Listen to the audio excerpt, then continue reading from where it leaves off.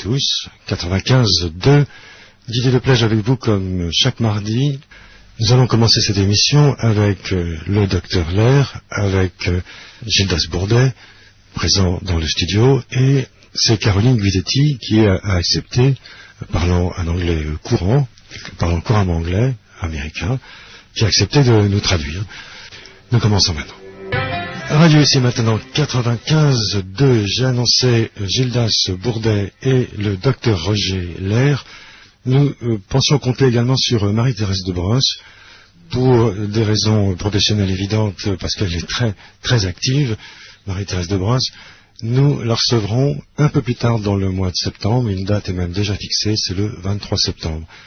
Et le propagateur en France des travaux du docteur Lair étant Gildas Bourdet, c'est à lui, je vais demander de présenter, et il a déjà fait une fois à ce micro, mais il y a quelques mois, de présenter le docteur Lair, qu'il a rencontré dans un congrès à Leeds il y a déjà quelques années. Bonsoir Gildas Bourdet. Bonsoir.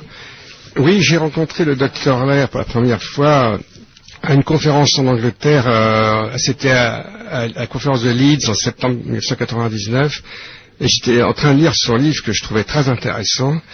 En anglais, évidemment, là il vient d'être traduit en français, donc je le dis tout de suite au passage, sous le titre OVNI et un plan, donc du docteur Roger Lair, grâce à l'initiale au milieu, comme les Américains, le docteur Roger Lair, donc aux éditions Le Mercure dauphinois.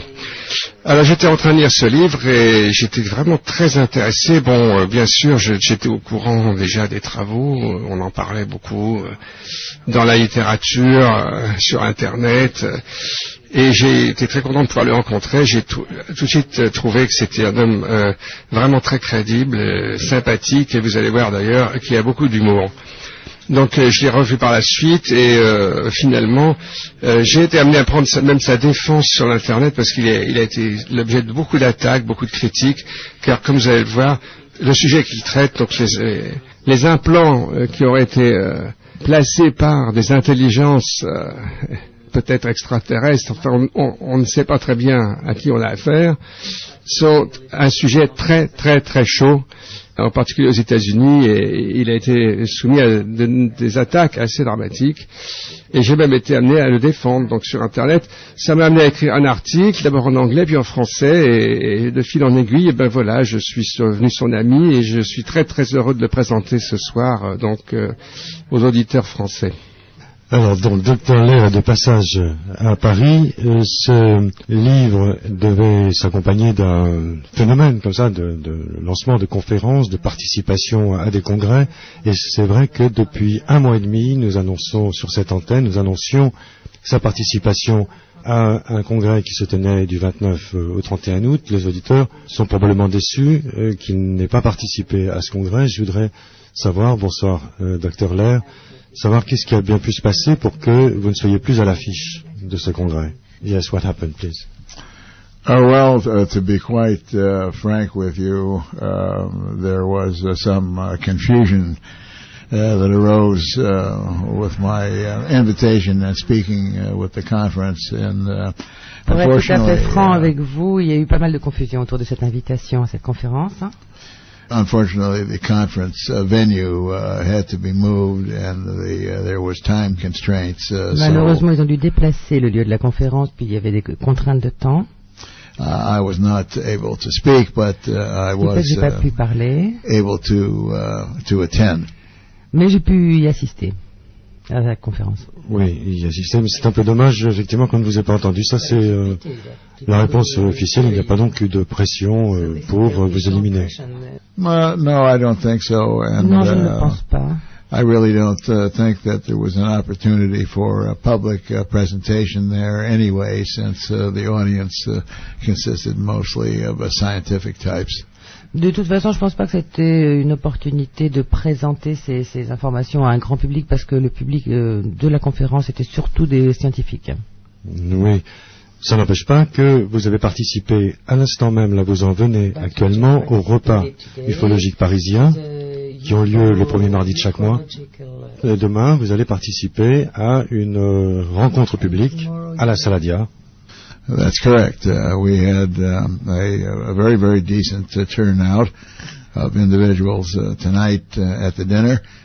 Oui, c'est vrai, c'est juste. Ce soir, il y a eu des rencontres très très intéressantes au cours du dîner. I was privileged to be able to give a summary presentation to those individuals that attended. Donc, j'aurais fait une petite présentation résumée aux personnes qui étaient là ce soir à ce dîner. Et demain?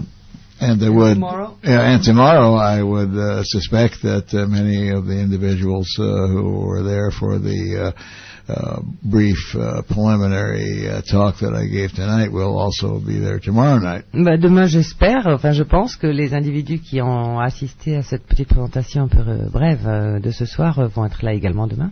And certainly everyone is invited to attend this open forum tomorrow night. Mais de ce forum ouvert de demain soir est donc ouvert à tout le monde et tout le monde peut venir et participer. Il est entrée libre? Ça, c'est peut-être Gilles Lasbourdin est mieux informé. C'est 4 square rap, ça s'appelle la salle Adiar. C'est organisé par la librairie l'Essentiel et l'adresse donc 4 square rap dans le 7e. Et c'est à 20h, et il y aura sans doute beaucoup de monde, donc il est recommandé d'arriver à l'heure. Et le prix d'entrée, c'est 10 €. Alors, ce qui veut dire que si on n'est pas à l'heure, on risque de se retrouver à la rue. Non, je dirais pas ça, je ne pense pas quand même. Bien. Dans la salle est assez grande, alors. Tout va bien. Oui. Bien. Rentrons dans le vif du sujet. J'ai mentionné Marie-Thérèse de Brosse, et j'ai expliqué son absence aujourd'hui. Toutefois, elle est une des grandes spécialistes mondiales du phénomène des enlèvements. On va parler des enlèvements parce que ça nous amène au phénomène des implants. Pas toujours, mais disons que ça en fait partie. Et au cours de conversations avec elle, on a pu découvrir un sondage qui tend à prouver qu'il y a près de 4 millions d'Américains qui répondraient aux critères selon lesquels on pourrait parler d'abduction. Je laisse faire la traduction. Yes, doctor? There was 2 polls that were done in the 90s which showed that approximately 2 to 3% of the American population were involved in the alien abduction phenomena. Dans les années 90, en fait, il y a eu 2 sondages, 2 études qui ont été faites qui montraient qu'à peu près 2 à 3% des Américains étaient susceptibles d'avoir été soumis à ces enlèvements extraterrestres. Now, since this is not a United States of America phenomena, this is a worldwide phenomena. If we multiply that figure estimated just for the United States alone by a worldwide population, it is it's easy to determine that there's a tremendous number of people worldwide that might be involved. Bon, et comme c'est pas une question qui se limite aux États-Unis uniquement, et que c'est un phénomène mondial, si on fait les calculs, on s'aperçoit que de la population mondiale, ça fait énormément de gens qui sont impliqués. Oui, c'est consternant, c'est fantastique d'envisager qu'effectivement des millions de personnes dans le monde ont déjà été en contact, qu'ils s'en souviennent ou non. It's just as fantastic to realize that perhaps this has been going on for maybe not hundreds but thousands of years. Et puis ce qui est fantastique, c'est de se rendre compte que vraisemblablement ça dure pas seulement depuis quelques dizaines d'années, ni une centaine, mais des milliers d'années. Since montages, wood carvings, cave drawings, liturgical paintings, and other evidences show that this phenomena is an age-old phenomena. Et on voit ça dans des grottes, il y a des sculptures, il y a des tas partout dans le monde, des preuves comme ça qui nous montrent que c'est un phénomène qui dure depuis très très très longtemps. On en a des preuves. Hein. And I've come to believe that if the program goes the way it's supposed to go, that the individual is not supposed to know anything about it and go sort of merrily along on their happy way. Et d'après ce qu'on peut en voir, il semble que la programmation soit que l'individu ne s'en rende pas compte et qu'il puisse continuer sa vie tranquillement, joyeusement. Exactement. Alors survient ce que on a maintenant coutume d'appeler le missing time, le temps manquant. Et il y a, j'en parle devant Gilles Lasbourdin, de nombreuses méthodes d'exploration par hypnose, mais le docteur Lair n'a pas souhaité Lui et son collègue Derrel, après consultation, se sont entendus sur le fait que ce n'était pas forcément un bon moyen. Toutefois, ça demeure un bon moyen pour beaucoup de chercheurs de faire confiance à l'hypnose, à la régression hypnotique, pour tout à coup faire remonter le souvenir de cet enlèvement. Toujours la traduction à l'oreille du Dr Lair. Merci Caroline. Dr Lair. I do not have any criticism of the use of hypnotherapy for memory retrieval in abduction cases. Je n'ai aucune critique à faire sur l'utilisation de l'hypnothérapie pour retrouver les souvenirs d'enlèvement. However, my objection is twofold in reference to what I do, and particularly what I do is to try and stay within the academic paradigm of research. And because mais les objections que j'ai à poser concernent justement plutôt le paradigme scientifique des chercheurs à l'heure actuelle. And in academic scientific research, there's much criticism as it is. Dans les recherches académiques scientifiques à l'heure actuelle, il y a déjà énormément de critiques. More or less being criticized by an external factor of perhaps hypnotherapy instilling false memories into somebody's mind. Et une des critiques, c'est que l'hypnothérapie est susceptible d'induire des faux souvenirs dans l'esprit de quelqu'un. And the next part of that is, I believe that hypnotherapy should only be done in this instance by individuals who are trained and used to dealing with this phenomena, such as Bud Hopkins. Et ma deuxième objection, c'est que ce type de recherche par l'hypnothérapie devrait être faite uniquement par des gens qui sont formés spécifiquement à ce sujet-là, personnes du type de Bob Hopkins. Ok, Gildas Bourdin, commentaire à ce sujet? Oui, je crois que moi je trouve que c'est vraiment très très bien, c'est de la part du Dr Lair, et que il a donc eu conscience de toutes ces critiques qui s'accumulent dans le domaine de l'ufologie, en particulier sur les enlèvements, et donc il a eu une approche prudente de manière à éviter le plus possible les critiques et à être pris au sérieux le plus possible dans le monde scientifique. Bien.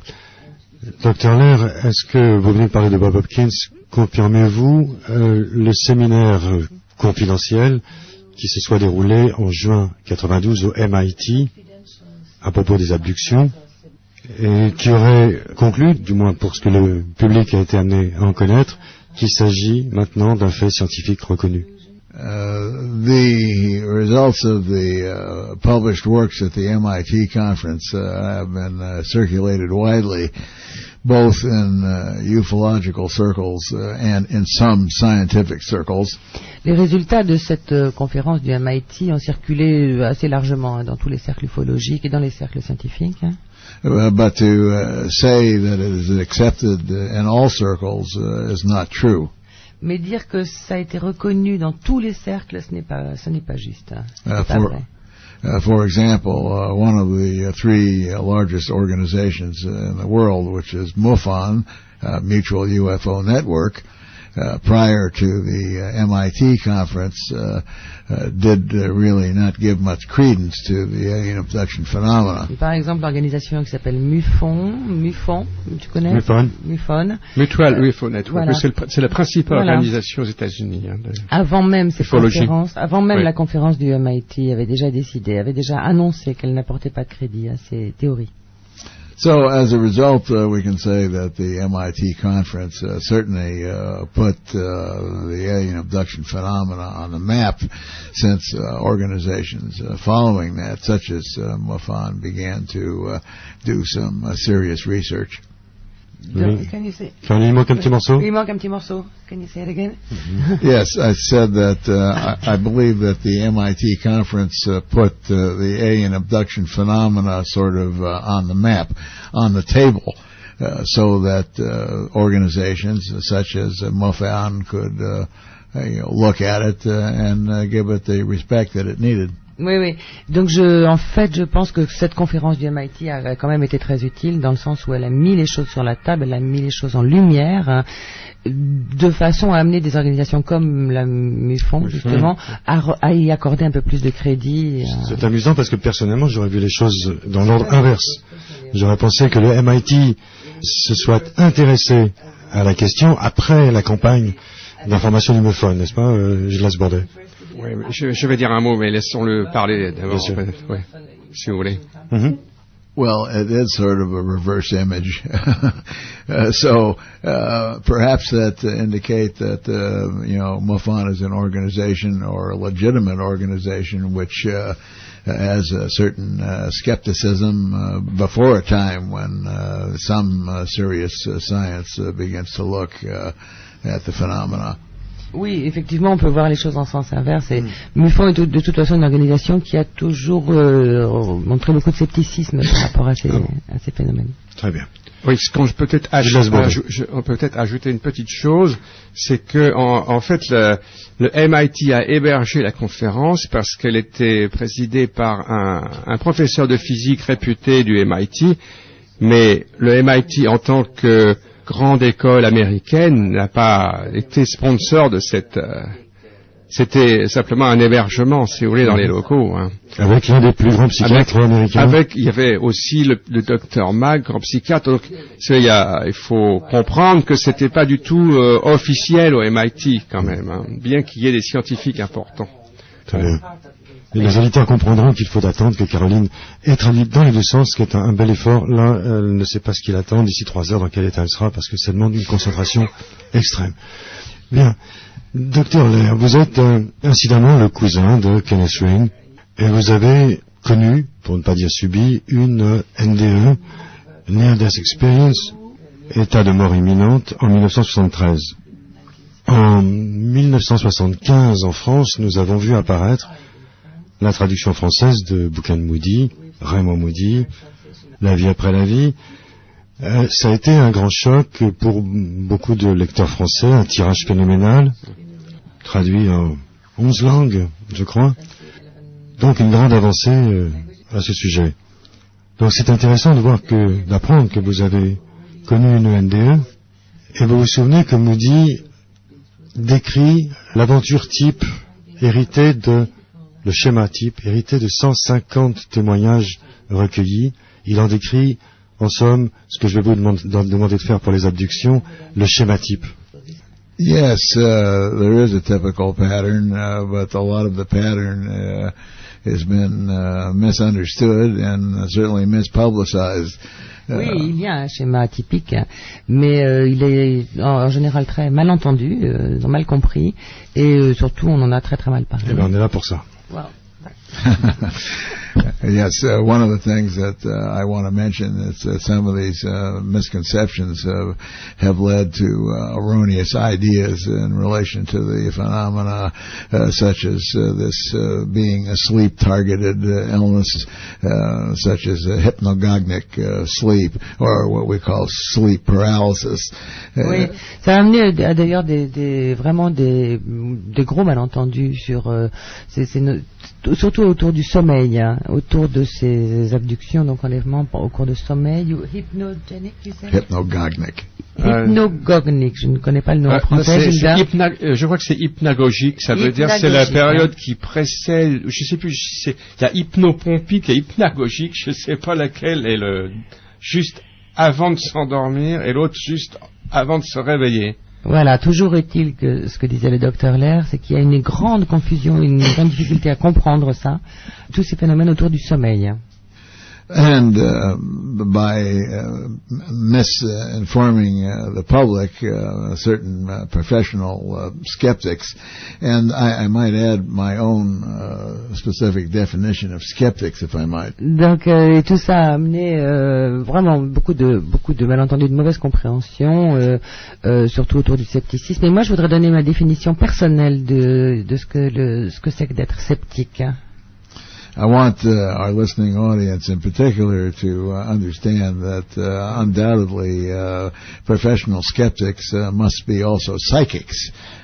Donc je voudrais que nos auditeurs comprennent bien que les sceptiques professionnels doivent être aussi des voyants.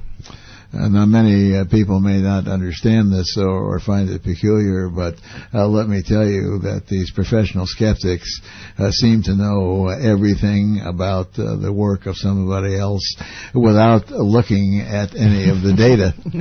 En gros, ce que je veux dire, c'est que ces sceptiques professionnels, ils ont forcément des talents de psychique ou des talents de voyance, parce qu'ils disent qu'ils savent tout sur les travaux de quelqu'un sans avoir jamais examiné quoi que ce soit, sans avoir pris en compte les données du travail de cette personne. So therefore, if they can make all these remarks which are contrary to the data, then obviously they must be psychic.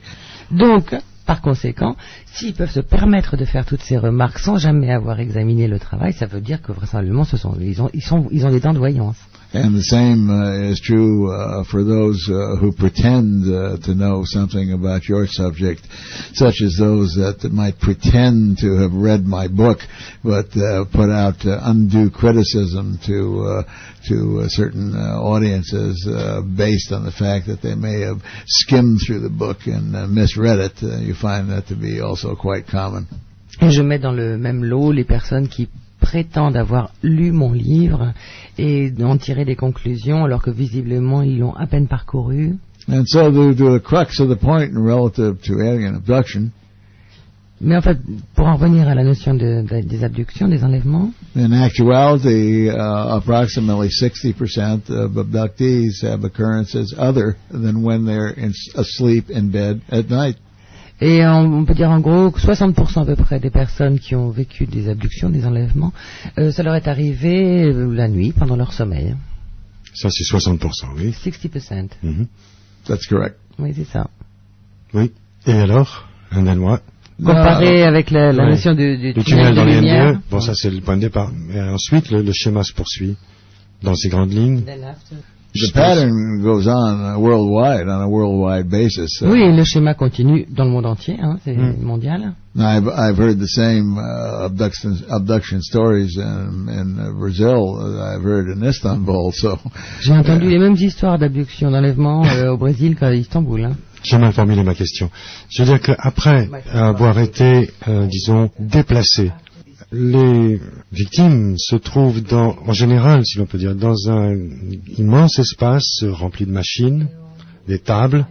Yes, this is part of the pattern, and this is the main thrust of the story. Oui, ça fait partie du schéma. Mm-hmm. You may find individual evaluations or interpretations of this in reference to particular aspects of the story.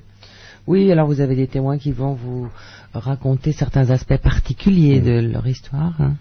Such as starting from the beginning, some abductees may be taken through a portion of their house or from the front porch or through a window. I mean, it's par exemple, certains des personnes qui ont vécu les enlèvements ont été déplacés dans leur maison, où ils se sont retrouvés sur la véranda de la maison ou à passer à travers les But then when we look at the common aspects of even that part of the story, it's always involving some kind of a beam or light or energy beam or whatever it is. Bon, ça c'est le côté individuel, mais en ce qui concerne les traits communs, toutes ces histoires, il y a toujours une histoire de rayon de lumière ou quelque chose comme ça, un rayon quelconque qui est là. D'accord.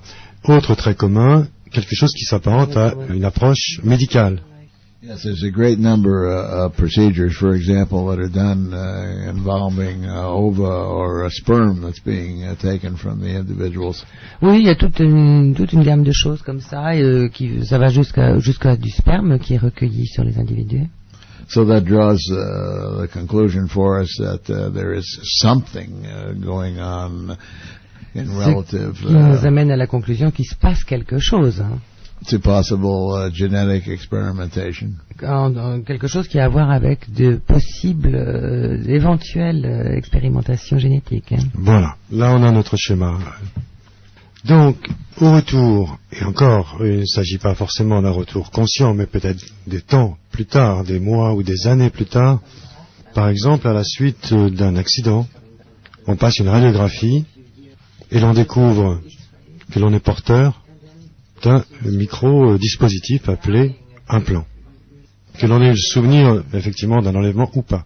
ce qui peut revenir après. That's correct, and of course many of these objects are found by accidents.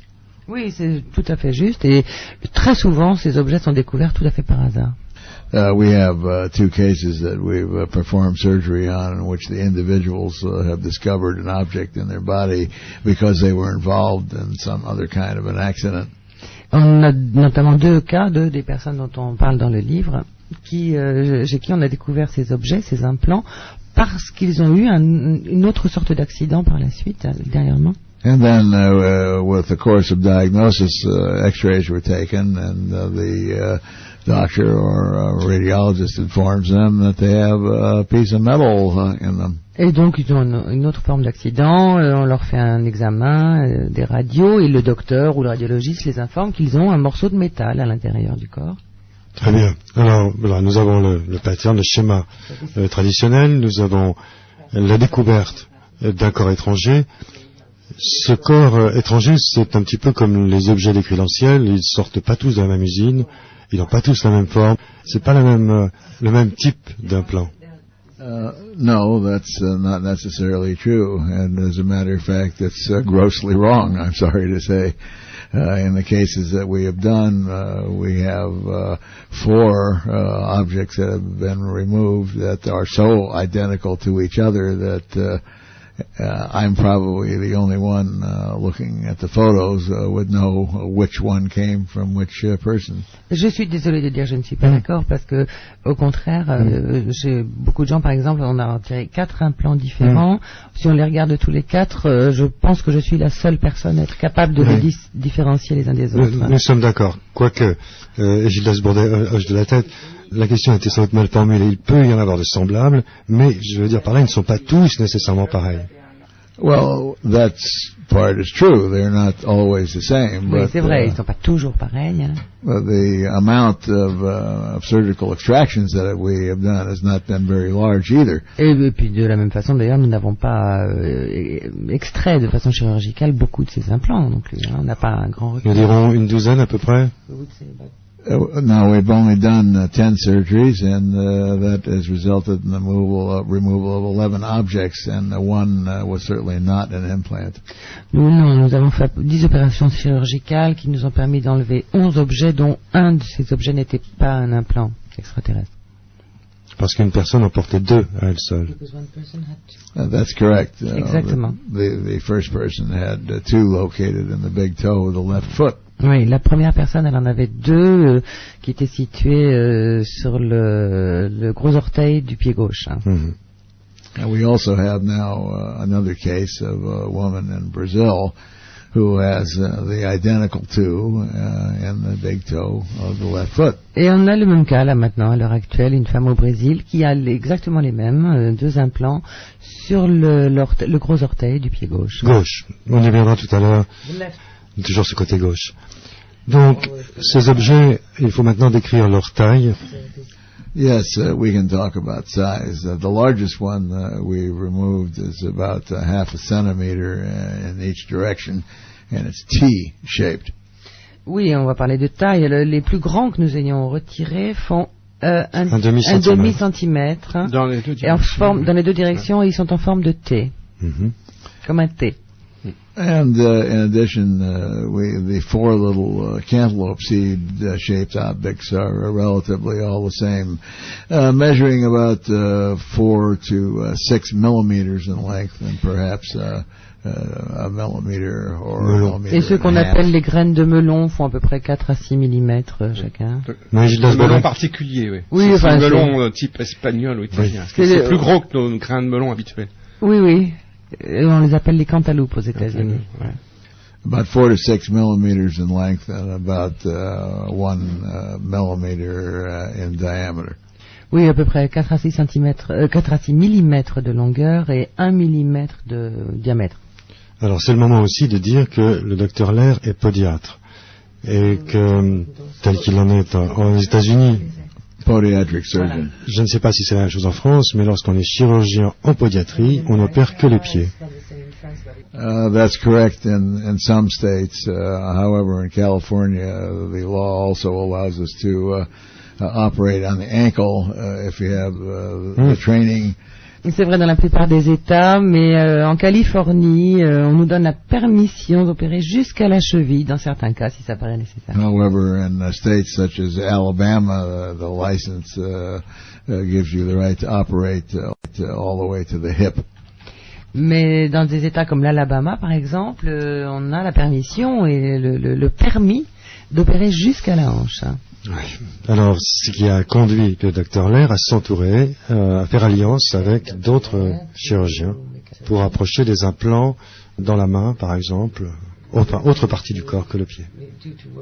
That's correct. I've put together a surgical team of eminent board-certified specialists that can just about cover the rest of the human body, all parts. Oui, exactement. J'ai mis au point, élaboré une équipe de chirurgiens qui sont bien formés et qui peuvent donc maintenant, toute cette équipe peut opérer dans n'importe quelle partie du corps, toutes les parties du corps.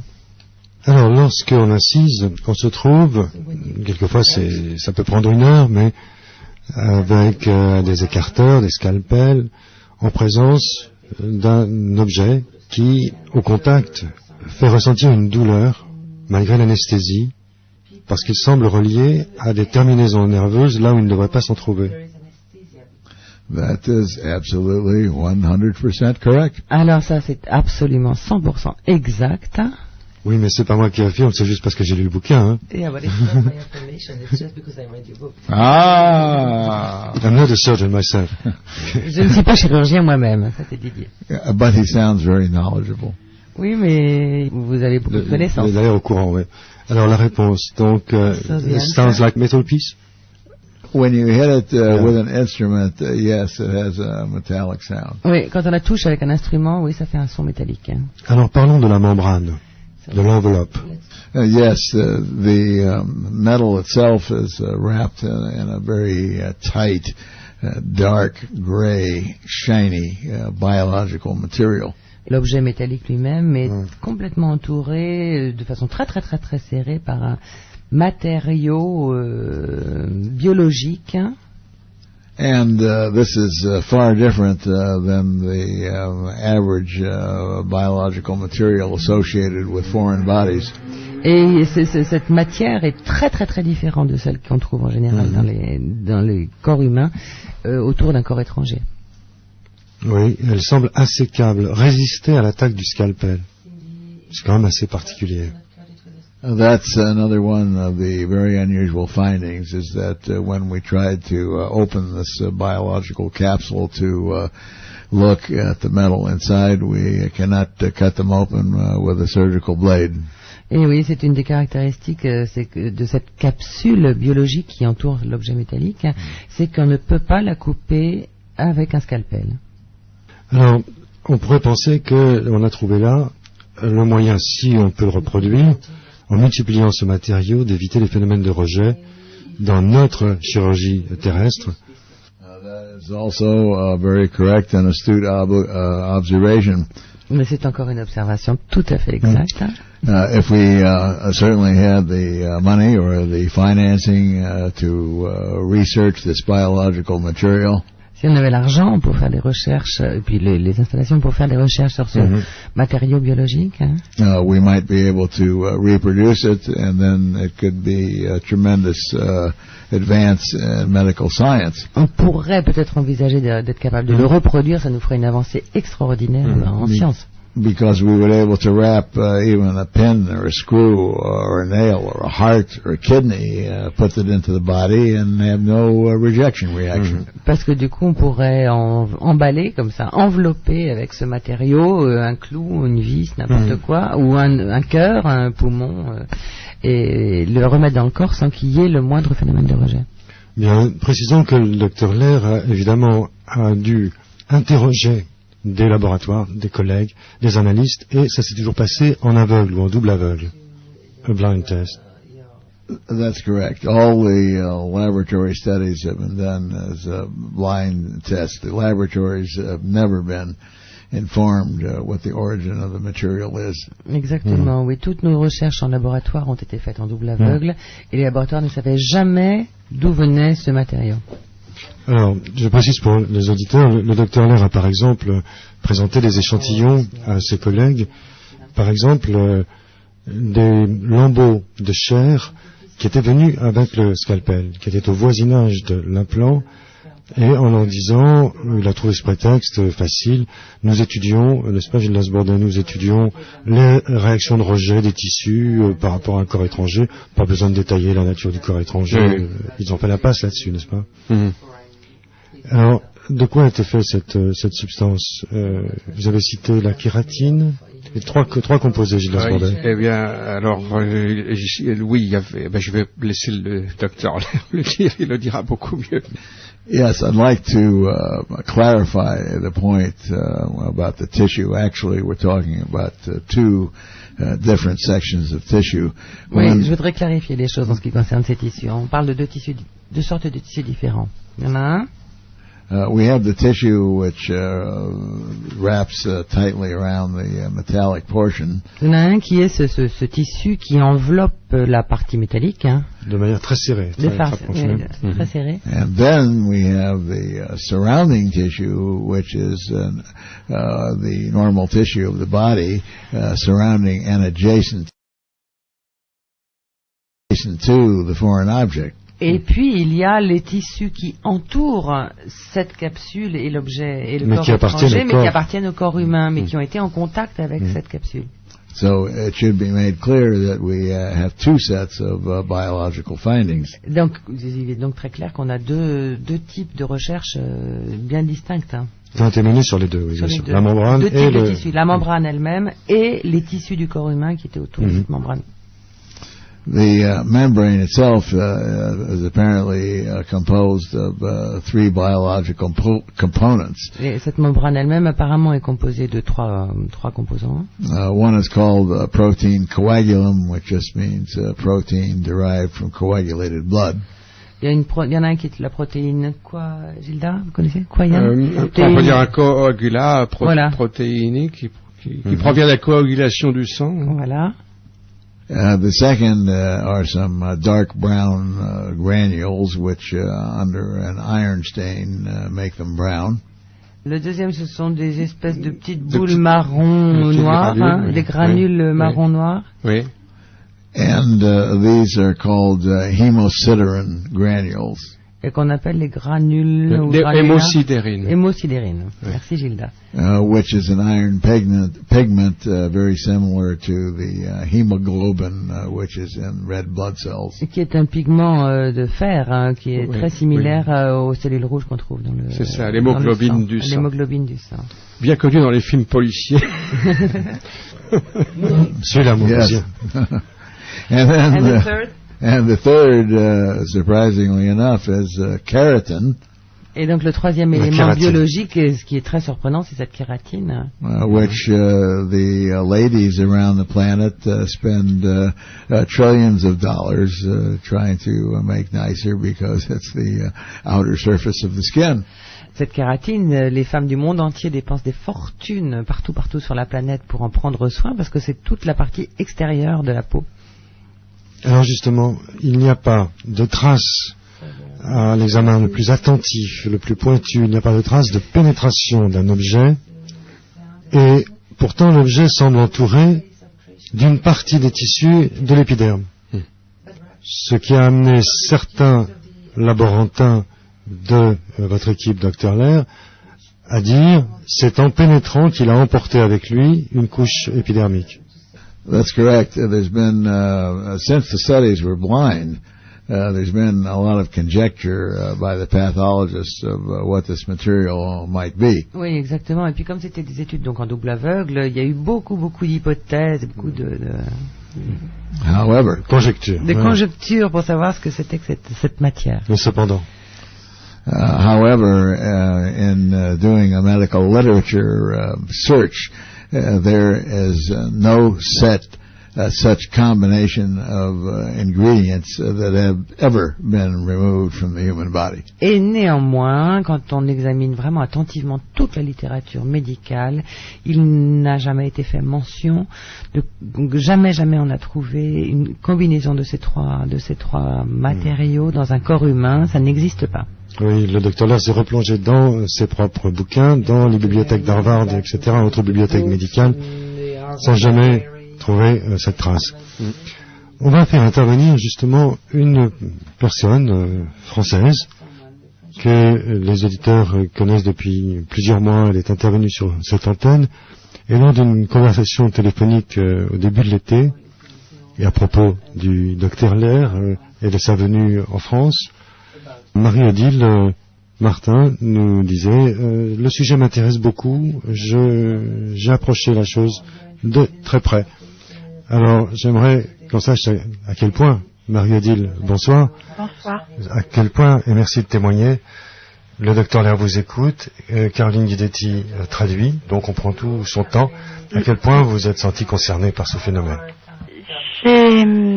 Malgré tout, quand j'ai reçu le livre du docteur Lair, je me suis empressée de le lire très vite dans un premier temps, parce que je cherchais un exemple similaire au mien. Et j'ai été quelque peu déçue parce que je n'ai pas été opérée physiquement. Donc j'ai eu un accident de voiture il y a une quinzaine d'années qui m'ont laissé des problèmes au niveau des vertèbres cervicales assez importants. J'étais obligée de porter une minerve. J'ai eu jusqu'à une paralysie du bras droit. J'ai consulté tout ce qu'on pouvait consulter en France. J'avais rien. Pourtant, mes vertèbres se déplaçaient sans arrêt. On n'arrivait pas à les maintenir. Et je sentais personnellement, quand je tâtais dans mon cou, qu'il y avait quelque chose. Il y avait quelque chose qui me gênait. Et sur les radios, apparemment, il n'y avait rien. Et j'ai rencontré un ami que je connaissais depuis de nombreuses années qui s'intéressait plus ou moins au phénomène ovni, qui est psychothérapeute, qui m'a dit « si tu avais un implant ?» Et ça m'a paru tout à fait possible, parce que cette histoire de vertèbres qu'on n'arrivait pas à consolider, ça faisait plus d'un an, ça fait 1 an et demi, c'était pas normal. Et il m'a proposé de faire une séance d'hypnose. Et dans cette séance d'hypnose, on est allé rechercher à un moment donné où il aurait été possible qu'on m'ait mis un implant. Et j'ai retrouvé cette nuit-là. Je travaillais la nuit dans un établissement qui est pas loin du col de Vence. Les ufologues connaissent ce lieu. Moi, je le connaissais pas pour ce phénomène d'ufologie à l'époque. Une nuit, il m'est arrivé quelque chose de très bizarre. J'avais ce souvenir d'un voyage astral, c'est tout. J'avais été voir mon médecin le lendemain parce que ça m'avait paru bizarre de pouvoir faire un voyage astral comme ça, de visiter tout l'établissement tout en restant couché sur le lit. Et lors de la séance d'hypnose, il s'est révélé qu'il y avait des êtres qui étaient présents autour de moi et qui m'avaient placé cet implant dans les vertèbres. Donc à l'époque, j'en souffrais pas, ça fonctionnait très très bien. Et reprécisons, il n'apparaît pas à la radiographie. Pas aucune radio. Non, simplement au toucher. On sent quelque chose au toucher dans mon cou. Donc, n'ayant pas de traces de pénétration quelle qu'elle soit, il me propose de faire l'expérience toujours sous hypnose, d'essayer de la faire sortir de cette façon-là, puisqu'elle était rentrée d'une façon pas naturelle, pourquoi pas la faire sortir d'une façon aussi peu naturelle. Donc, sans scalpel. Il m'a fait revivre la séance, donc j'ai très bien vu les êtres, je suis rentrée en communication avec eux, et donc cette chose est sortie de mon cou. Bon, ça a été assez long comme séance, il a fallu plusieurs heures. Marie-Odile, Oui. je m'attarde sur le détail. Ça a pu prendre la forme d'une excroissance, d'un bouton Ça avait une forme triangulaire. au moment de la sortie. Au moment de la sortie, je me suis pas rendu compte, j'étais allongée. Donc c'est en me relevant après la séance qu'on s'est rendu compte qu'il y avait quelque chose sur le lit. Qui était tombé. Voilà. Sortie et tombée. Voilà. Ça avait une forme de losange avec un cercle, un trou vide au milieu. Alors pendant la séance, on avait demandé à quoi servait cette chose, puisqu'à un moment donné, on s'est rendu compte qu'elle était sortie. Mon cou s'était bien replacé, je souffrais plus, j'avais plus de gêne, donc c'était bien sorti. On a posé la question à quoi servait cette chose. En fait, j'ai des facultés médiumniques et apparemment, il m'avait placé cette chose pour comprendre comment je fonctionnais sur ces plans-là et comment j'évoluais. C'était la réponse qui m'avait été donnée. Comme un détecteur, un analyseur. Oui, quelque chose de ce genre. Qu'est devenu l'objet?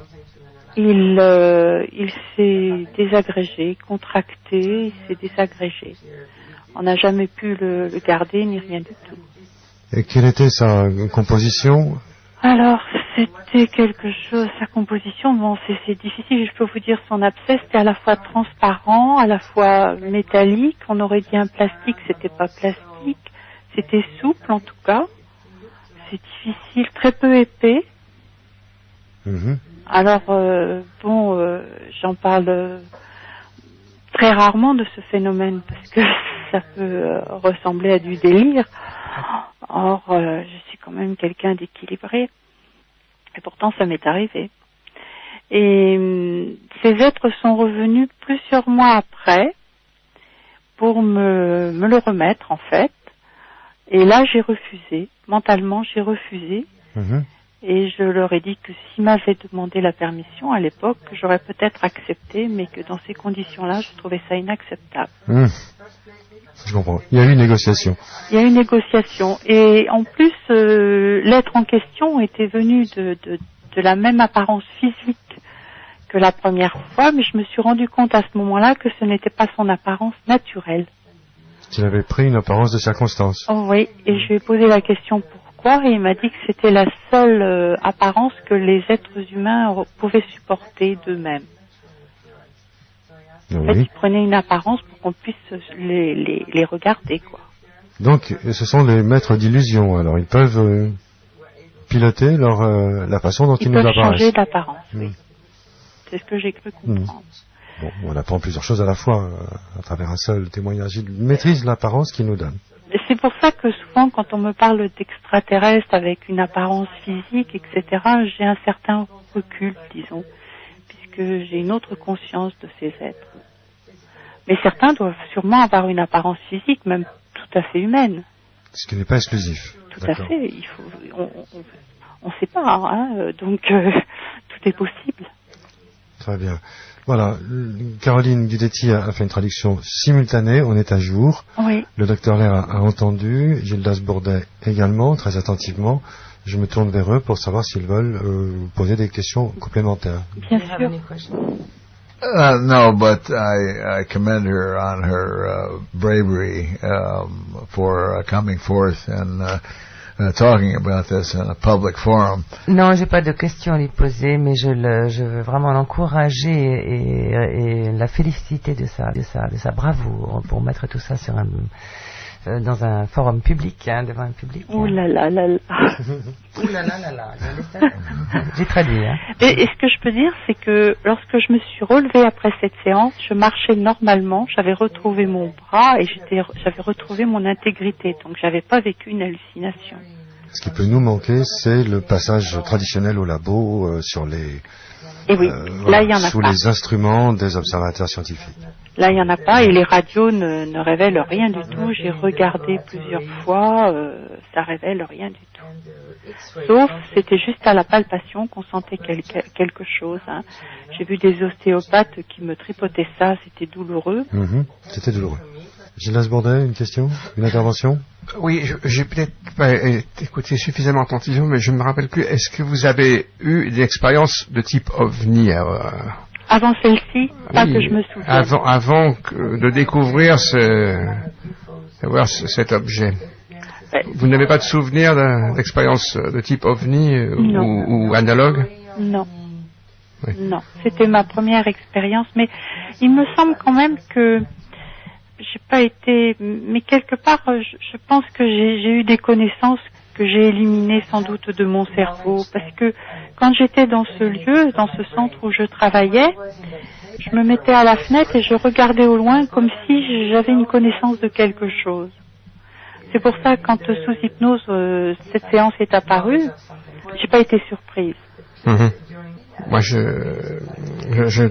veux surtout pas me risquer à une opinion médicale avec le docteur Lair à côté de moi, en plus. Oui. Ça serait vraiment sortir de mon rôle. Sur le plan médical. Sur le plan médical, c'est difficile. C'est difficile, hein, en première approche, là, c'est difficile. Hein.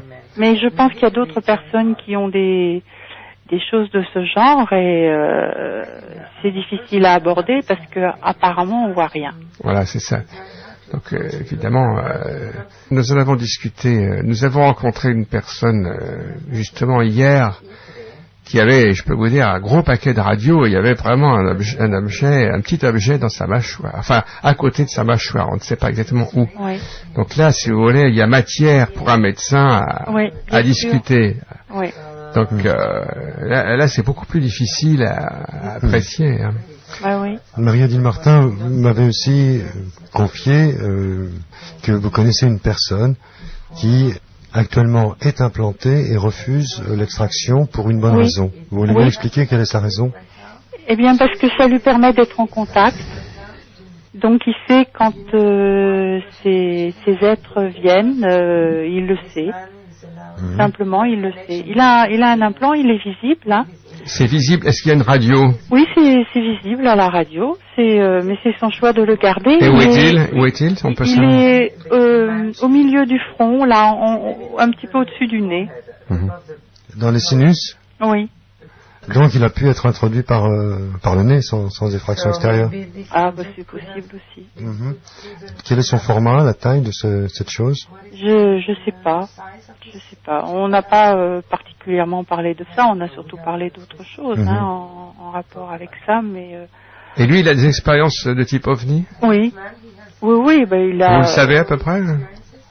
Oui, il a des expériences de type OVNI. Il en rencontre régulièrement. Il sait quand ils vont venir. Il est dans la même région, là? Oui. Du col de Vence? Oui. Il se passe décidément beaucoup de choses dans la région du col de Vence. Hein. Oui. Moi, je suis témoin de quelque chose au col de Vence. Peut-être que je pourrais le dire ici, si vous voulez. Gilles, ça vous écoute. Eh bien alors, donc j'entendais parler depuis des années de ce col de Vence, qui, pour ceux qui ne savent pas où c'est dans les montagnes juste au-dessus de Nice. C'est un site magnifique, à peu près à 1000 mètres d'altitude. Et assez désolé, il y a peu de monde là, qui habite là, évidemment.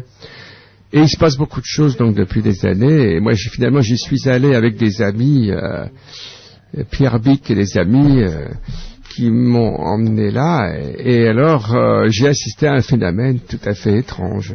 Je le dis ici, j'ai l'occasion de le dire. Vers minuit passé, nous attendions depuis au moins un quart d'heure, par une nuit splendide, au début d'hiver, un ciel magnifique, constellé d'étoiles. Pas un seul nuage, et puis nous avons entendu arriver une espèce de bruit, comme une vieille machine d'ailleurs, qui est montée dans le ciel petit à petit, et qui est venue se placer presque au-dessus de nous, et qui est restée là au moins pendant 5 minutes. C'était très impressionnant, parce que j'ai bien regardé, et il n'y avait absolument rien, on ne voyait rien dans le ciel sur ce fond étoilé. Et ce bruit est reparti après, par où il était venu, et il a décru progressivement. Et je n'ai aucune explication pour ce bruit du col de Vence. Il a été enregistré, d'ailleurs, j'en ai au moins 2 ou 3 enregistrements chez moi, faits par d'autres personnes. Donc c'est une région très bizarre où il se passe des événements qu'on pourrait appeler paranormaux. Alors, voilà, des phénomènes énergétiques. Mais là, ça sort peut-être un peu du domaine qui intéresse le docteur Lair. Hein. Oui, du moins ce qui est dans son domaine, c'est l'idée que un implant actif vient de nous être cité. Il cherche du concret. Que la personne préfère conserver parce que cet objet le prévient, le sert de relais pour le prévenir d'un contact. Oui. Si j'ai bien compris. Oui. Bien, Marie-Odile. Merci de ce témoignage. Nous allons poursuivre avec le docteur Lair. Bonsoir. Et je vous remercie. Et à bientôt. Et à bientôt, Marie-Odile Martin. Maintenant, nous allons faire une pause musicale. Il serait temps, après 1 heure d'entretien. Nous retrouvons ici et maintenant 95.2, La Vague d'OVNI, comme chaque mardi soir. Didier Deplège au micro. Je vous rappelle que nos invités sont le docteur Lair, qui vient spécialement des États-Unis en Europe. Il sera la semaine prochaine dans la baie de San Francisco. Donc il voyage beaucoup en ce moment. Il a un programme de tournée. On peut également consulter son programme sur son site internet alienscalpel.com. Oui, il est attendu dans la baie de San Francisco le 13 ou 14 septembre. Yeah, you're expected in San Francisco. On the 12th. On the 12th, correct. Bien. Donc le docteur Lair m'a appris aussi pendant cette pause musicale que nous en étions déjà à la moitié de cette émission, puisque il a de nombreuses activités pendant ce court passage à Paris. On va devoir bousculer un petit peu le questionnaire. Pourtant, le sujet est tellement passionnant. Nous allons faire au mieux. Alors, les analyses ont eu lieu, toujours en aveugle, auprès de différents laboratoires. Naturellement, les résultats ont été largement communiqués, même si les études se poursuivent. Parenthèse sur le financement. Il faut se rendre compte que ces études coûtent assez cher. Et on peut estimer malheureux que le docteur Lair n'ait pas une fortune personnelle pour être à son compte et financer ses propres études, ce qui l'a amené entre les mains, si je peux me permettre de dire, d'une puissante organisation basée à Las Vegas, le NIDS, conseil d'administration impressionnant, les meilleurs spécialistes dans tous les domaines, dirigé par Robert Bigelow, riche homme d'affaires, qui a bâti sa fortune dans l'immobilier, les hôtels en particulier. Et ravi de le voir venir vers eux, les gens du NIDS ont pris en charge la suite, à savoir l'analyse des composés, puisqu'il y a en effet plusieurs composés dans ces bestioles curieuses appelées implants. 2 laboratoires particulièrement ont rendu des résultats. Et c'est maintenant que je demande au docteur Lair de nous faire un panorama des comptes rendus scientifiques sur ces implants. Okay, what we're dealing with is something that you alluded to, which was complex material, and that's absolutely true. Oui, alors nous avons affaire là à ce que vous avez déjà mentionné, c'est-à-dire un matériau très complexe. Now, the first set of findings came out from New Mexico Tech, and they compared the metals in these objects to meteorite samples. To what? Meteorite samples. Et les premiers résultats sont arrivés et ils ont comparé ces métaux du laboratoire du Nouveau-Mexique. New Mexico Tech. Oui, New Mexico Tech. Et ils ont comparé le métal qui est à l'intérieur de ces implants à celui des météorites. Now that was just the beginning. Ça, c'était que le début. We went on later to found other significant findings, but Il y a eu d'autres découvertes ultérieures vraiment intéressantes. Certainly too complex to go on this evening. I would still be here until about 5 o'clock this morning. C'est un petit peu trop compliqué pour tout détailler, sinon on sera encore là à 5 heures du matin. So let's look at 2 other very significant, unusual findings. Alors on va parler simplement de 2 autres découvertes très significatives. We find that these objects are highly magnetic. On a découvert que ces objets sont très très magnétiques, aimantés. And most people will realize that most objects which are magnetic would have to contain iron. Et ce que la plupart des gens peuvent se rendre compte que pour qu'un objet soit magnétique, il doit contenir du fer. So it is not surprising to find that there are iron in these suspected implant objects. Donc on n'est pas surpris de voir qu'il y a ces objets contiennent du fer. Mais pas seulement. Mais pas uniquement. However, when we look at the iron under analysis, we find that the iron is what we call amorphous. Mais quand on examine ce fer qui est contenu dans ces implants, on découvre que c'est un métal amorphe. Amorphe, oui. And amorphous, away from, morph meaning form, so it's iron without form. Amorphe, ça veut dire qu'il n'y a pas, morphe, ça veut dire la forme, donc c'est un métal du fer sans forme. Non structuré. Il n'est pas structuré, ouais, c'est ça. Alors qu'il faudrait qu'il soit structuré pour être magnétique, n'est-ce pas, Gildas Bordet, le paradoxe. It's kind of a paradox. That's correct. And of course, Exactement. you just jumped to the point I was getting to. But, Exactement, vous avez sauté déjà la conclusion où je voulais en venir. one of the most unusual findings is to have amorphous iron and still have it highly magnetic. Donc ça, c'est une des découvertes les plus étonnantes, c'est d'avoir donc ce fer amorphe qui est quand même magnétique. And the significant, another very significant and telling finding is that some of the metals we find in these objects contain what are called isotopic ratios. Et donc ce qu'il y a de remarquable aussi dans les découvertes, dans les résultats de ces recherches, c'est que certains de ces métaux ont un taux isotopique, Un ratio isotopique, parce que chaque élément a plusieurs isotopes, vous savez. Ça dépend du nombre de particules qu'il y a dans le noyau. Et il y a des proportions isotopiques dans la nature, sur Terre, que l'on connaît, et on trouve donc dans ces implants des proportions différentes. That's correct, and that's, for example, how science was able to determine that the meteorite, which is suspected of containing bacterial life, came from Mars. Et c'est comme ça que la science a été capable de découvrir que certaines météorites provenaient de Mars. qui avaient été susceptibles de contenir des bactéries, qu'elles provenaient de Mars. Voilà. Because we were able to know what some of the isotopic ratios are for certain metals on Mars. Parce que nous savons quelles sont normalement justement ces proportions isotopiques pour les métaux qui viennent de Mars.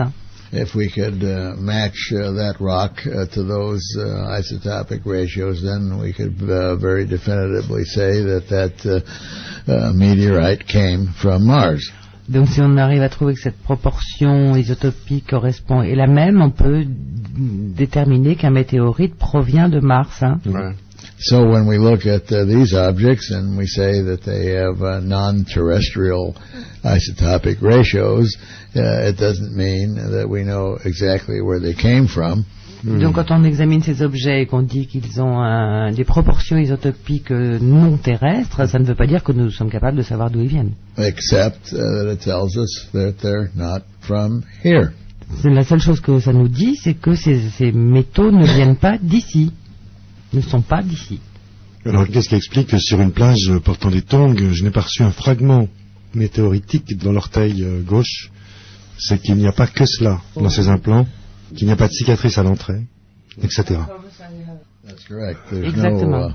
No noted portal of entry or scar following the implantation of one of these objects. Oui, exactement. Il n'y a aucune cicatrice ni aucune marque de pénétration ou d'ouverture quelconque dans la peau. Et pas d'inflammation aussi, non, une inflammation. Ah oui, ça c'est important. That's Médicalement, ça a été relevé en particulier en gras dans la traduction française du livre. Pas d'inflammation. That's right. It's virtually impossible. Oui, et virtuellement c'est impossible. Mais aussi, Il n'y a pas mais aussi et surtout beaucoup d'autres métaux, jusqu'à une dizaine de métaux. Yes, we have complex metals put together in a very complex way. Oui, on a tout un ensemble de métaux qui sont assemblés d'une façon très complexe. And then we should also mention before the evening fades into nowhere. Mais nous devrions mentionner aussi Avant que tout s'efface. De cette soirée. That before these objects are extracted, we have used certain electronic devices to determine if there's any detectable electromagnetic fields. C'est qu'avant d'avoir extrait tous ces objets, nous avons fait des recherches, etc., pour voir s'il y avait un champ magnétique autour. Voilà. And we've been able to find that in some of the cases they are emitting electromagnetic fields. Et nous avons pu remarquer que dans certains cas, il y a ces objets, ces implants, effectivement rayonnent, émettent un champ magnétique. Au point, excusez-moi, Dr. Lair, que un jour, vous avez était confronté à un implant qui semblait rayonner, mais le doute était permis quant à se demander si les appareillages de la salle d'opération en étaient la cause, et vous avez amené le patient sur le parking de la clinique pour mesurer ensuite le rayonnement, et il continuait l'objet à rayonner. That's correct. Exactement. We removed the patient from the operating facility totally. Of course, the surgery was being done on a weekend, so. Oui, parce qu'on faisait l'opération pendant le week-end. Et comme on pensait que peut-être c'était les machines qui influaient sur ce champ magnétique, on a enlevé le patient de la salle d'opération et on l'a emmené sur le parking. And let's make it also very, very apparent to our listening audience that the patient was not removed from a surgical theater to take them into the parking lot. Bon, il faut quand même dire très clairement à nos auditeurs que non, nous n'avons pas pris un patient qui était en cours d'opération pour le mettre sur un parking. This was done before the surgery was performed. Non, on a fait ça avant l'opération. And in the isolation of the parking lot, and by the use of a Gauss meter. Gauss meter. Un détecteur de Gauss. Un Gauss mètre. Oui, sur le parking, hein, justement, avec. Je crois qu'on peut dire un magnétomètre aussi. Un magnétomètre, voilà. Avec l'aide d'un magnétomètre, on a pu mesurer. We were able to detect an electromagnetic field with a field strength of about 6 milligauss. Et c'est là qu'on a pu vraiment, avec ce magnétomètre, détecter un champ un champ 6 milligauss. Pour ceux qui savent ce que ça veut dire, peut-être. Yes, for those who know, it's just a way of measuring electromagnetic fields. Oui, pour ceux qui connaissent, c'est simplement la façon dont on mesure les champs magnétiques. Voilà. Yeah, you really don't have to understand the units of measure to say that something is putting out an electromagnetic pulse. Et il n'est pas nécessaire de s'y connaître en magnétisme pour vraiment reconnaître qu'il se passe quelque chose. Hein. Vous partez bientôt, donc ne m'en voulez pas si j'accélère un petit peu. Le fait que dans un tel dispositif, on trouve plusieurs métaux, ça peut évoquer, je n'y connais pas grand-chose dans l'électricité, mais c'est les piles alcalines, et l'ancêtre de la pile est une succession de couches de composés pour stocker l'énergie, n'est-ce pas? Peut-on penser qu'un implant composé de différents métaux est une micro-usine, microfactory, les différents métaux interréagissant? I believe that he's hit on something of very great importance. Oui, je crois même que c'est quelque chose qui a beaucoup d'importance. Because it's apparently what we're dealing with here is some form of micro or nanotechnology, which is far beyond the capacity of the state of nanotechnology that we're in at the present time. Oui, parce que visiblement là on touche avec ces implants à une forme de nanotechnologie qui va tout à fait au-delà de ce que nous sommes nous-mêmes capables de comprendre. Et pourtant, sur Terre, on en est à manipuler des atomes. Ça commence à réaliser des moteurs qui sont gros comme la pointe et non pas la tête d'une épingle. Donc là, on pourrait imager le centre Pompidou que vous avez aperçu en sortant du repas ufologique tout à l'heure, cette espèce d'énorme raffinerie, c'est ainsi qu'on l'appelle, miniaturisée en une puce, like a microfactory. That's correct. For example, we can project by those that are in the computer electronics that computers of the future, which do a multiplicity of tasks, may be no bigger than the head of a pin. Oui, on sait déjà aujourd'hui en prospective qu'on envisage que les ordinateurs qu'on va utiliser dans le futur et qui vont faire des choses extraordinaires ne seront pas plus gros que une tête d'épingle. And to even extend that further, I've read in some of the texts on nanotechnology that in the future, some of these nanotech devices could be woven into a cloth-like material. On envisage aussi, en prospective encore, en nanotechnologie, que ces ordinateurs ou ces puces pourraient être tissés, incorporés aux vêtements. And that cloth material, when made into clothing, could have instantaneous color change on command, or could keep someone cool in summer and warm in the winter. Oui, donc on envisage que cette nanotechnologie va nous permettre de fabriquer des tissus dont on va faire des vêtements qui pourront changer de couleur à volonté, ou qui pourront garder la personne au frais en été et au chaud en hiver. Bien. Alors ça, c'était la première partie d'une question à deux têtes. La nature de ces implants donc est complexe, manufacturée, composite. Or, lorsqu'on regarde maintenant du côté terrestre, ce qui ne veut pas dire que les implants ne soient pas eux-mêmes d'origine terrestre, mais en tout cas des terrestres garantis, celle-là, une société basée en Floride, la société Verichip, sur cette antenne en novembre 2002, nous a expliqué l'intérêt qu'il y avait à pucer tout chip, à l'image de ce qu'on fait sur les animaux domestiques depuis quelques années déjà, qui servent naturellement, comme toujours, de cobayes. Et que ces puces permettent de localiser les personnes en danger d'infarctus, en risque d'infarctus, les enfants de riches familles en risque de kidnapping, y compris pucer son portefeuille ou son attaché-caisse. Bref, pucer, c'est le terme qui se consacre actuellement, le terme pucer, le chip, pucer n'importe quoi. On nous dit que les rasoirs Gillette aux États-Unis, qui se vendent par dizaines de millions tous les jours, chaque sachet a sa puce individuelle qui permet de passer à la caisse sans poser le paquet devant la vendeuse, parce qu'il est réactif. La puce est réactive à un courant d'onde. Donc ça, c'est la technologie montante terrestre. Ne va-t-elle pas à la rencontre de cette technologie supposée descendante? Appear that there is a tremendous complex advance of electrotechnology, certainly within the last 25 years. Oui, on a fait des avancées extraordinaires au cours des 25 dernières années. And nanotechnology, of course, is at the forefront of this, the mating of electronic devices with the atomic and molecular basic structure of substances. Et la nanotechnologie est tout à fait à la pointe avec des substances qui... Oui, au niveau atomique, disons, hein, technologie à l'échelle atomique, disons, hein, je crois que c'est ça.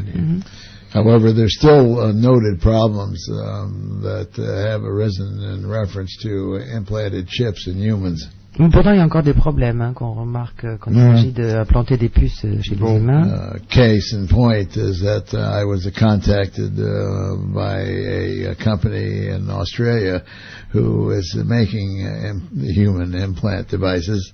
Australia.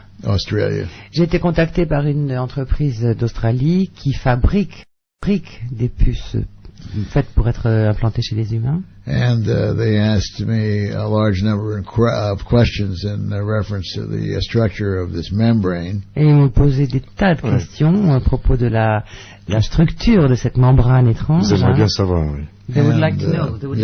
Yes. And what they wanted to know, or why they wanted to know, is that as good as the electronics were, they admitted to me that at the best they could do is to keep an object in the body for only a limited amount of time before tremendous inflammatory or rejection action would occur. Parce que la raison pour laquelle ils m'ont posé toutes ces questions, et ce qui est tout à fait clair, c'est que ils ont reconnu devant moi que leur implantation de puces ne peut durer qu'un temps assez limité avant d'être rejetée. Ça tient combien de temps? That I can't answer because I was not privy to the technical knowledge that this company. Oui, on lui posait des questions, on ne voulait pas lui donner. Voilà, ils m'ont pas transmis leur connaissance. C'est souvent comme ça. Hein.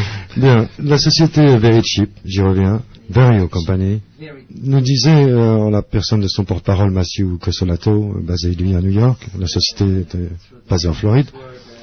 Il disait qu'il travaillait activement sur l'énergie corporelle servant à activer la puce, à entretenir son fonctionnement.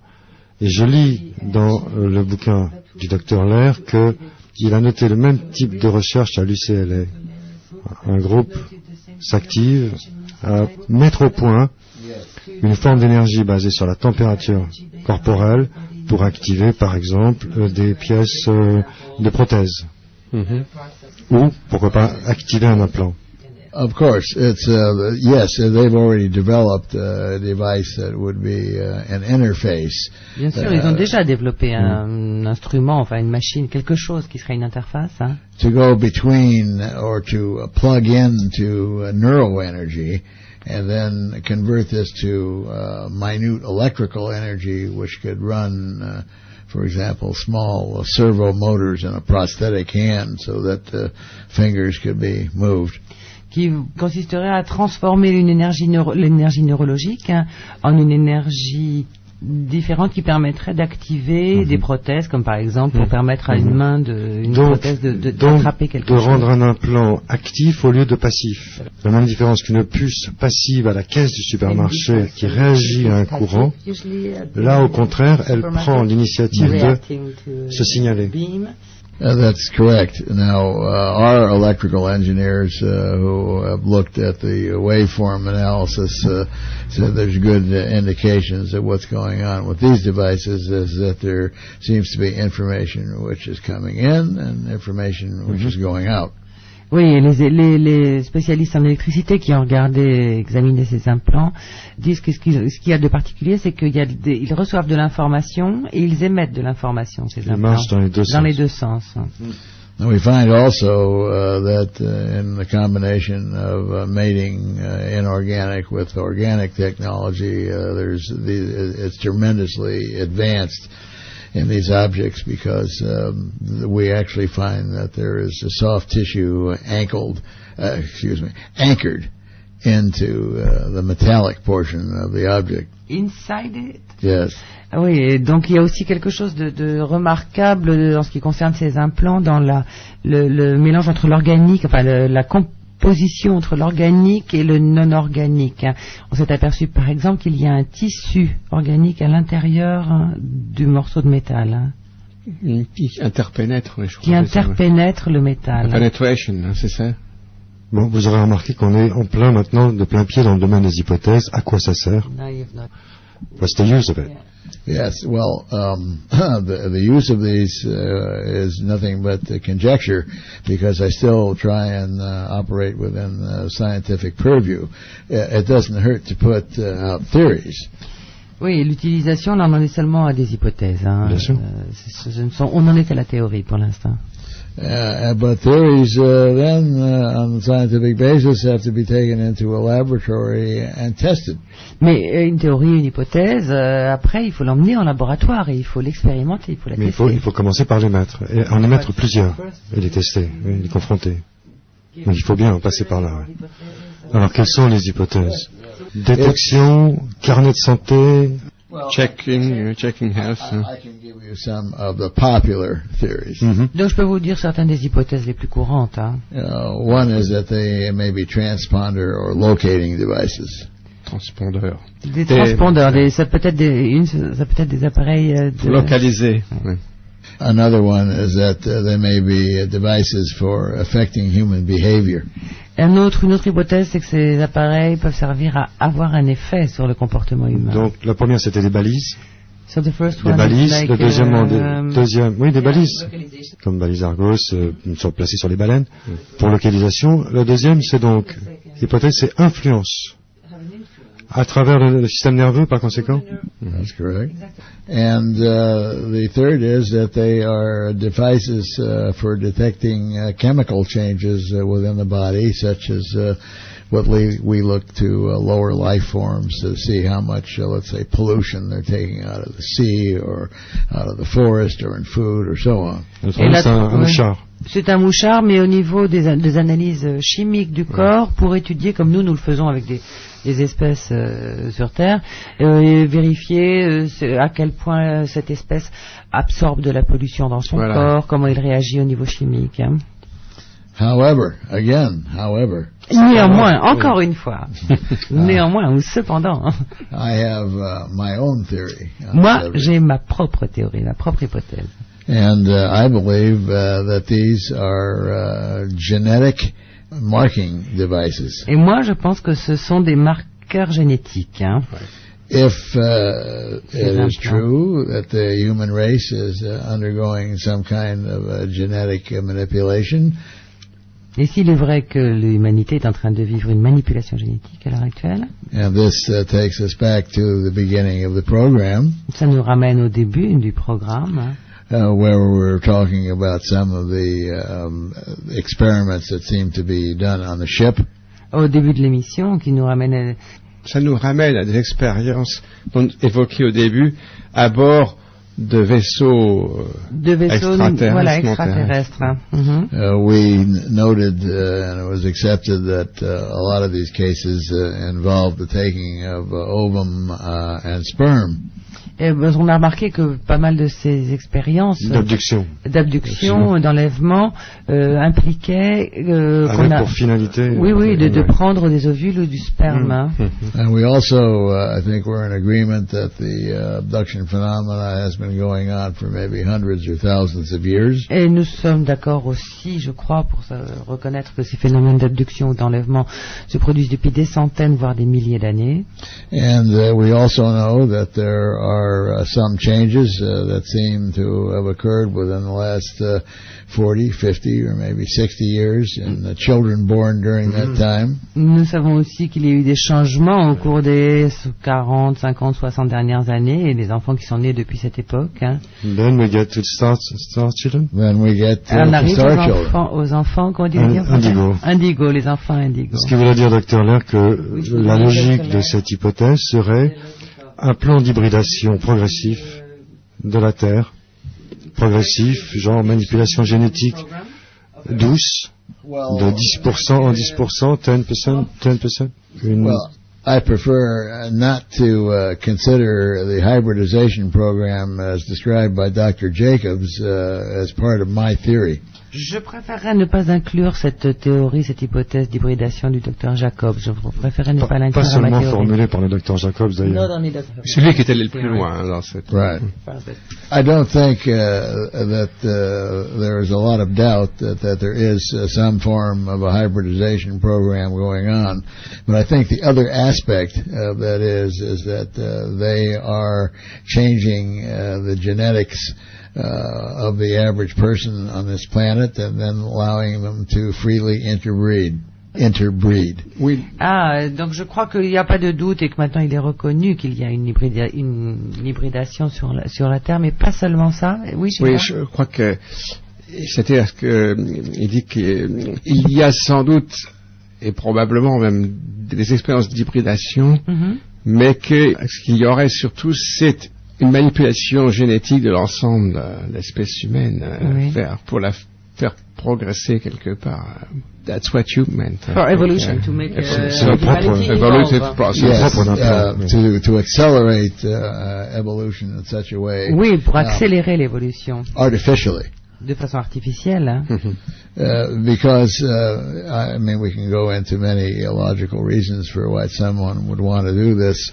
On peut imaginer des tas de raisons très logiques pour envisager que quelqu'un ait envie de faire ça. Humans don't have a very good track record for the way they've treated each other or this planet. Les humains ont une histoire un peu pas terrible. Pas tellement de leçons à donner aux autres. Pas tellement de leçons à donner aux autres et une histoire pas terrible sur la façon dont ils se traitent entre eux, dont ils traitent les autres. And the thing is that we who live here, one of the things that we don't realize. Et une des choses, nous qui vivons ici, des choses dont nous ne nous rendons pas compte, is that there may be non-local repercussions for the way we treat each other and this planet. C'est que la façon dont nous nous traitons les uns les autres sur cette planète peut avoir, et il est possible qu'elle ait des répercussions non locales, pas seulement ici. And I can give you a classical example. Je peux vous donner un exemple très classique. It was just learned within the last 6-8 months that the explosion of atomic weaponry, whether it's underground or in the air. Il a été enregistré au cours des 6-8 derniers mois que toute explosion atomique sur Terre, que ce soit sous l'eau, sous terre ou dans l'air, comes up from the earth and then continues to go infinitely out into space. Que toute explosion atomique sur Terre sort de l'atmosphère et continue dans l'espace. Our physicists and scholars don't have the slightest idea Nos physiciens et nos érudits n'ont pas la moindre idée what the effect of is this propagating magnetic wave going out to space. n'ont pas la moindre idée de l'effet qu'ont ces ondes qui balancer se comme ça propagent dans comme ça dans l'espace. l'espace, mais en tout cas on sait qu'elles ne s'arrêtent pas. But perhaps someone or some higher intelligence does know. Mais peut-être y a-t-il quelqu'un ou une intelligence supérieure non terrestre qui elle sait. Now, based on human logic, if you want to try and help save the human race, Et bon, suivant une logique humaine, si on veut essayer de sauver l'espèce humaine, without direct intervention, sans avoir une intervention so to directe, speak, pour le dire, Si l'on ose dire. si on ose dire, oui. you can go in and perhaps change the human structure so that they can solve their own problems. On peut peut-être imaginer qu'on puisse rentrer dans la structure humaine de façon à amener l'humain à changer, à résoudre ses propres problèmes. C'est ce qu'on appellerait une soft colonisation. I'm really not an expert on theoretical terminology, so Je ne suis pas du tout expert en terminologie. I think that it's pretty evident that whatever you want to call them, the star children or millennium children or the Indigo. indigo children, again, a matter of semantics. But somebody has recognized that the children being born within the last 40, 50, or 60 years are not the same humans as were before. Oui, de la même façon, quelle que soit la façon dont vous voulez les appeler, les enfants des étoiles, les enfants indigo, enfin peu importe. En tout cas, maintenant, il est tout à fait reconnu que depuis 40, 50, 60 dernières années, il y a ces enfants différents qui naissent. Qui témoignerait donc d'un plan d'hybridation. Un plan d'évolution, peut-être. Modification. Je l'appellerais hybridation dans la mesure où ça nécessite un saut. Yes, I think there's maybe two programs in reference to that. One is a specific hybridization program, which means that you're producing a different kind of an individual, but not necessarily integrating them into human society. Donc il peut y avoir deux types de programmes là-dedans. Hein. Il y en a un qui peut être un programme d'hybridation, qui consiste à amener quelque chose dans l'espèce humaine. Attendez. Oui. Non. Le programme d'hybridation dans l'esprit du docteur, là, c'est pas forcément justement pour être intégré dans la société humaine, c'est peut-être pour aller ailleurs. Maybe to go to somewhere else or to maybe have a fail-safe in case there's a failure in the other program. Peut-être pour aller ailleurs, effectivement, mais c'est peut-être un plan de secours au cas où l'autre programme, l'autre plan rate. Hein. So here we go from the beginning of the program to the end and almost a full circle. Almost. Voilà, depuis le début de l'émission, on a presque fini d'accomplir I haven't played the skeptical role so far.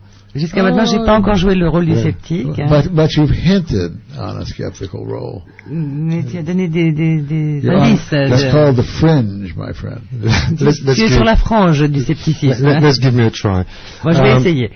Il y a dans le domaine militaire des avions secrets. Il y a toujours eu des avions secrets. Le secret est nécessaire pour ménager l'effet de surprise face à l'ennemi. Donc nous avons toujours, le grand public, une gamme d'avions de retard par rapport à ce qui existe. Donc on peut prétendre voir voler des objets qui ne sont pas forcément aliens, étrangers, mais être bien terrestres, auquel cas, par analogie, les implants pourraient éventuellement, sauf pour les enfants indigo, être des expérimentations terrestres sur des implants de type nouveau. I've looked at that also, and having traveled far and wide, and finally having to meet many people who are involved deeply with governmental projects. J'ai examiné cette voie aussi en profondeur et finalement en rencontrant des gens proches du gouvernement. There are certain things which, as he alluded to, are privy to a common human knowledge, and those that are not. Il y a des choses qui sont communes à la connaissance humaine et à une connaissance qui ne serait pas humaine. C'est ça, Gilda? Oui, c'est ça. Oui, enfin, il y a des connaissances qui restent secrètes, hein, oui. qui sont pas divulguées, qui sont terrestres. Oui. Il y en a. Ouais. So I've been able to determine pretty definitively that I could stick my neck out and say, of course I can't prove it, but there is secret aircraft, for example, that Moch is probably involved with the United States and United Kingdom that's been developed over the past 30 or 40 years, and these aircraft have been flying around. Bon, je peux pas l'affirmer parce que je n'en ai pas les preuves, mais enfin, je peux me permettre de dire que je pense et je sais qu'il existe des avions sur Terre. Il abonde dans l'idée d'avions secrets. Absolument, il existe des avions secrets sur Terre qui, depuis très longtemps, depuis 30 ou 40 ans déjà. Et là, je voulais l'amener sur le secret microchip. That's where it leaves off. La puce secrète qui s'appellerait un plan. That's where it leaves off, however. I'm pretty convinced by my travels and the people that I have been around that the extent of secret knowledge stops at a certain point. One of the reasons that I say this is that some of the work that I've had done, unfortunately, has been in black budget laboratories. Je crois, dit-il, que il y a quand même des limites qui n'ont pas été franchies encore, et d'après ce que j'ai pu savoir, des niveaux de connaissances atteints dans des sphères secrètes alimentées avec des budgets noirs, il y a quand même des limites qui ne sont pas encore atteintes. Ce qui laisse toute possibilité donc à l'hypothèse alien. Ouais. Voilà. Yes, certainly an indication that when people who are being paid very well to work on secret projects are crowded into a very small room trying to figure out why my materials are amorphous iron and yet magnetic. That indicates that there's something that they don't know.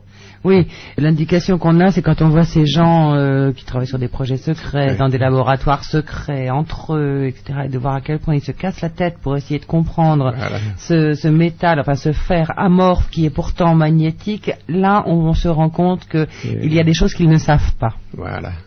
Especially when the laboratory director himself is standing out in the hall with his hands on the hips, giving everybody the dirtiest look in the world. Surtout quand on voit le directeur du laboratoire dans le hall du laboratoire, les mains sur les hanches et qui jette des regards très sombres à tout le monde. Parce que le choix, c'est ou maintenir le secret ou la tentation du Nobel. I think it's because they're paid to do a job, and here they find something that's so strange. They sort of stray from the job that they're being paid to do to look into something else that they can't understand. Je crois que c'est surtout parce qu'ils sont payés pour faire un certain travail et que là ils découvrent quelque chose qui est tellement étrange, qui s'écarte du travail pour lequel ils sont payés pour étudier justement cette histoire d'un plan. And you see, this is the basic drive really in the scientific and the professional scientific community. It's like, somebody makes a marvelous discovery, and 30 honest scientists would really like to find out, the reason why this discovery is working. C'est une des choses qui fait bouger et avancer le plus les scientifiques, dans le monde scientifique, justement. C'est quand quelqu'un découvre quelque chose et qu'ils ne comprennent pas comment ça marche. Ils ont vraiment envie de savoir comment ça marche. Which has nothing to do with the politics that is involved in science, and there's a lot of that. Et ça n'a rien à voir avec la politique qu'on rencontre dans le monde scientifique. Donc la parole est toujours donnée à la formulation alien, disons, l'hypothèse alien est la meilleure actuellement. The alien theory, yes, is the most plausible. Oui, la théorie alien est la plus plausible. Docteur, là, vous allez continuer à opérer prochainement? à part les conférences, les tournées? Yes, I'm going to try and keep on doing surgery and to continue doing the analysis. Oui, je vais essayer de continuer à faire des opérations et à faire des analyses sur ces matériaux. Vous avez une liste d'attente déjà? You have a waiting list already? Oh yes, I do, and unfortunately, my personal health is not that good. Oui, j'ai une liste d'attente et malheureusement, moi, je suis pas en très bonne santé. We need to gather funds, so I formed a non-profit organization that if people want to make donations to, it's perfectly tax deductible. Also, et puis, il faut qu'on récolte des fonds, donc on a créé une fondation pour que les gens puissent nous faire des donations déductibles des impôts. Also, we have and are still looking for a professional who will write for grants without wanting a large sum of money up front. Et puis nous cherchons aussi quelqu'un qui accepterait et qui pourrait écrire sans nous demander beaucoup d'argent pour le faire, qui serait payé au pourcentage. Il faut une plume alors pour suivre des expériences et consigner les expériences. No, you have to write for a grant application. Non, il faut écrire les dossiers pour faire des demandes de subventions. And there are those professionals that do nothing but write for grants. Ça, ce sont des professionnels qui ne font que ça, des demandes de subventions. We had one person that we had in mind that was local to where I lived, and she had an 82% success rate. Et on en a une à côté de là où j'habite, nous avions une femme qui fait ça, qui avait un résultat de 82% d'attribution de ses subventions ou de bourses. But unfortunately, she wanted $7,000 upfront cash. Donc elle a des résultats de 82%, ce qui est magnifique, mais malheureusement, elle nous demande de lui payer $7,000 en avance. Ouais. Toute cette affaire est un peu, j'inspire la pitié parce que on voit dans ce livre, pour une bonne part, le docteur Lair courir après des autorisations, des collègues complices acceptant de se mouiller, des fonds. Encore une deuxième tournée de fonds pour les analyses, des études qui sont très onéreuses. De grosses difficultés. Une recherche assez prenante, effectivement, qui transparaît dans ce livre. Yes, it's very demanding, and in essence, it's very disappointing because, at least for two reasons, we would like to speed this along at a faster rate.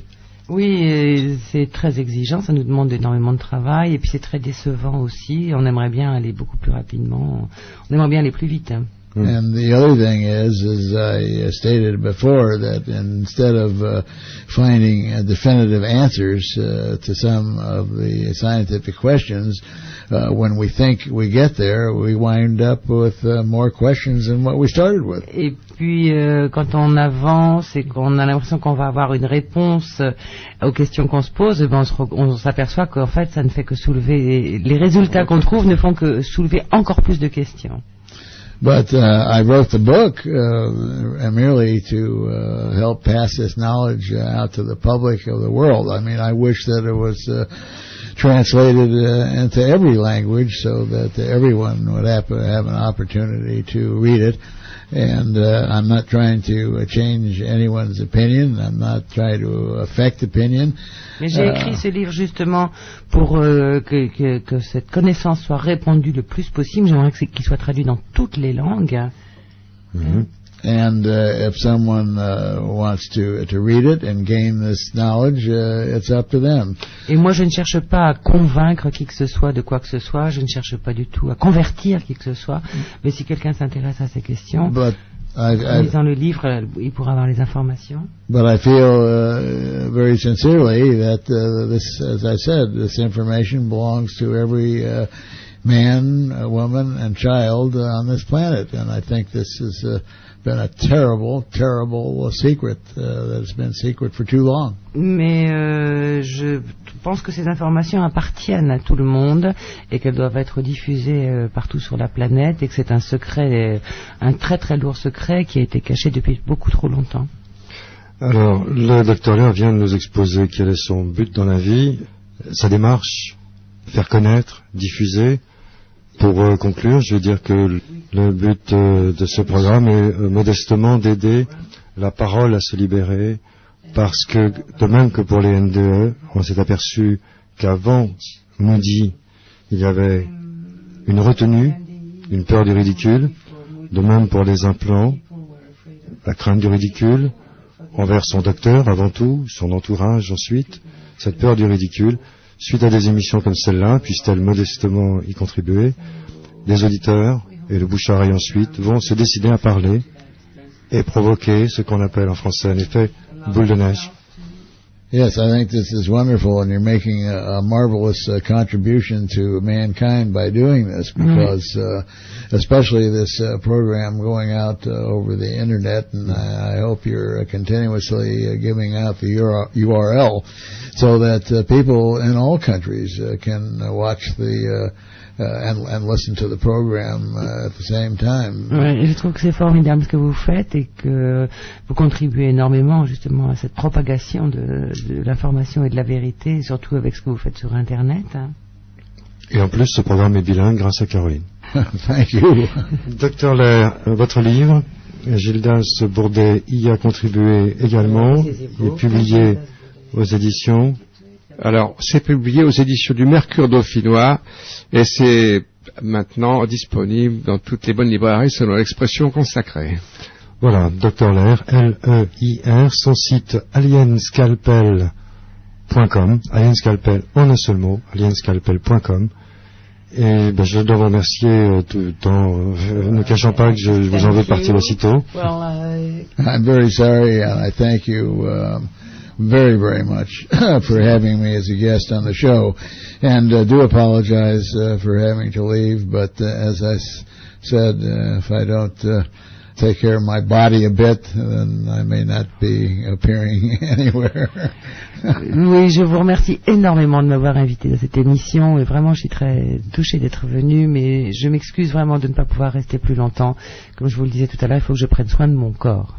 Et merci à Gildas Bourdet également. Merci beaucoup.